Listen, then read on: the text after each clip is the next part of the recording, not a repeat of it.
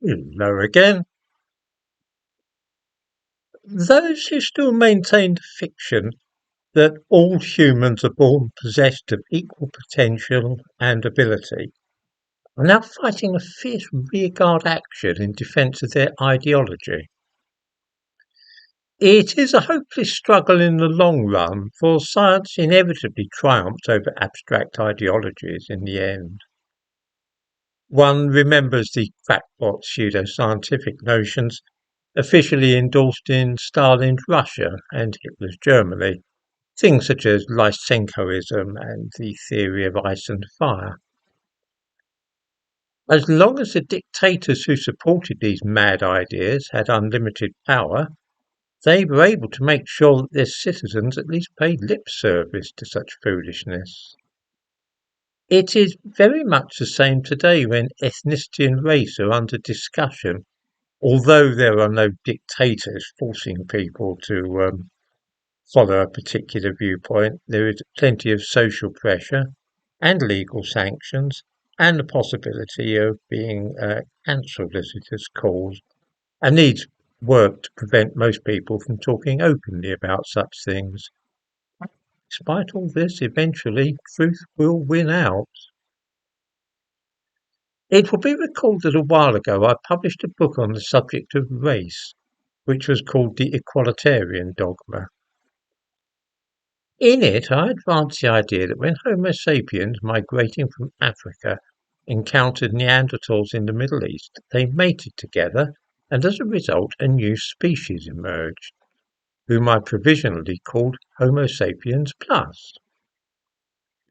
I suggested that this was a new species, and that as they spread into Europe, they were very different from the Homo sapiens left behind in Africa. Over the last few years, this idea has been denounced as preposterous racism. After speaking of the advantages which hybrids can enjoy over the original strains from which they arise, I finished the book by imagining what might have happened in a chapter called The Legend Homo sapiens plus. Allow me to read a paragraph or two of this, and remember that this was published in 2021. Groups of explorers in search of food and perhaps also adventure left Africa, followed the coast, and found themselves in a new territory which was inhabited by strange people, barely recognizable to them as being human. All the same, they traded with these peculiar individuals and also fought with them at other times. Something else happened too. Although the women did not look anything much like their own mothers and daughters, some young men took lovers from these new and unfamiliar tribes, often by force, and at other times because, despite the barrier of mutual incomprehensibility, some spark of attraction was kindled. Women from the newcomers also had liaisons with those they met in the land in which they were now making their home, and in the course of time babies were born who shared half their characteristics with each of the parents. It was obvious that the children born from this first generation of mixed couplings were special. They were sharper, brighter, more adventurous and more daring than either of the groups from whom they had sprung. They were natural leaders, having more and better ideas than any of their contemporaries. Perhaps there was some little prejudice against them to begin with, as is not uncommonly the case with children of mixed heritage, but by the time they had grown to maturity their capabilities were so glaringly plain that they acceded, almost as a matter of course, to the leadership of their various families and clans. Not that this was sufficient to satisfy their ambitions. These were men and women who wanted new and different things. They were not content to stay in one place, doing things in the same way that they had been done for generations, in fact for thousands, tens of thousands of generations.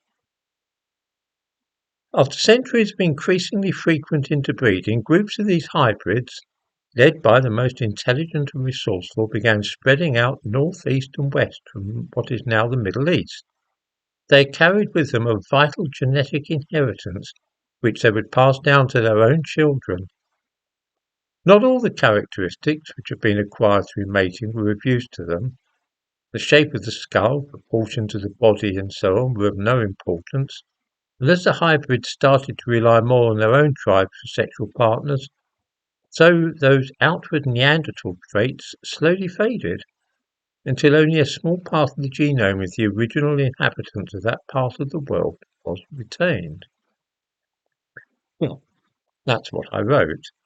I had a vision of the Homo sapiens encountering the Neanderthals, breeding together, and then a new species emerging as a result. A few days ago, news came from Israel that this account actually described what happened. Remains of that new species which I described have been found. In the description to this video, I give links to a couple of articles about the sites excavated. What is clear is that Homo sapiens and Neanderthals lived together for many years and bred with each other. More to the point, all the indications are that an entirely new species emerged from this activity. Some of the skeletons uncovered have features of both Neanderthals and Homo sapiens. I quote from one of the articles to which I give a link. It's currently unknown if these burials belong to early modern humans, human Neanderthal hybrids, the mysterious other lineage, or another group entirely.